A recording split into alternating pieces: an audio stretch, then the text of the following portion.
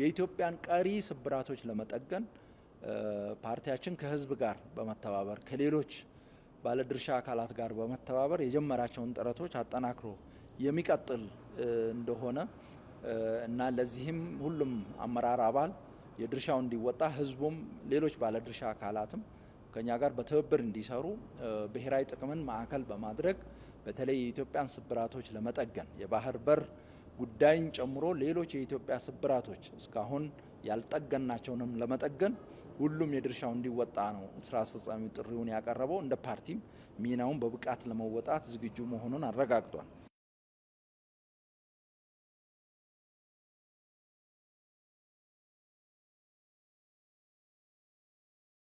እድገት ጥራትን ከማረጋገጥ አኳያ ሌላው ወሳኝ ጉዳይ ኢኮኖሚው የተረጋጋና ዘላቂ እንዲሆን ማድረግ ነው። ከዚህ አኳያም አስተማማኝ መሰረት እየተጣለ ያለበት ሁኔታ አለ።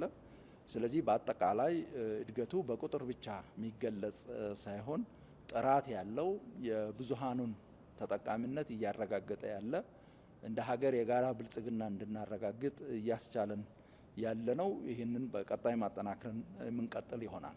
ሰብአዊ ድጋፍም በራስ አቅም ለማቅረብ ሰፊ ስራ ነው የተሰራው። እንደ ሀገር ከልመና ከተረጅነት ተላቀን ሰብአዊ ድጋፍም በራሳችን ማቅረብ የምንችልበት ሁኔታ መፍጠር አለብን። ከዛም አልፈን በቀጣይ ሌሎችንም ወደ መርዳት መሸጋገር አለብን ብሎ ነው ብልጽግና አቅጣጫ ያስቀመጠው።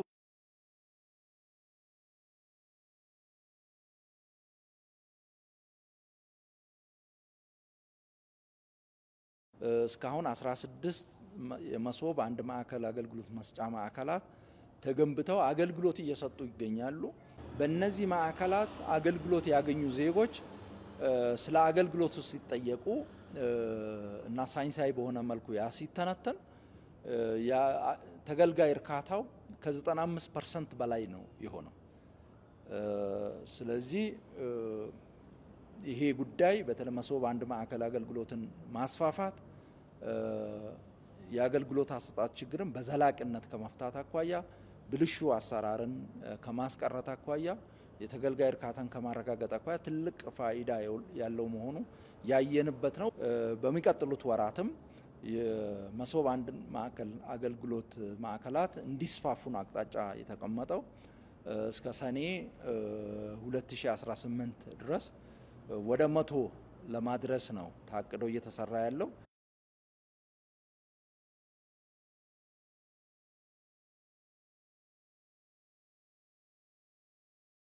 ከሰላም አኳያ እንደሚታወቀው በሀገራችን ችግር የነበረባቸው ውስን አካባቢዎች ነበሩ።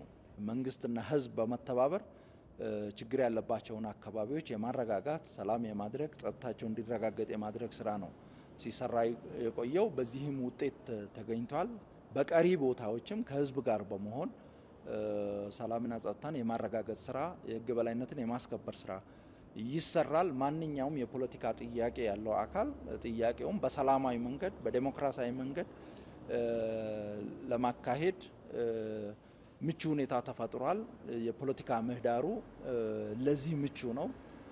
ስለዚህ ይህንን ምቹ ሁኔታ በመጠቀም ማንኛውም ጥያቄ ያለው አካል ጥያቄውን በሰላማዊ መንገድ ማራመድ ይችላል። የሰላም አማራጭ የሚመርጡ አካላትን ምንጊዜም ከግማሽ ርቀት በላይ ሄደን ተቀብለን የምናስተናግድ ይሆናል።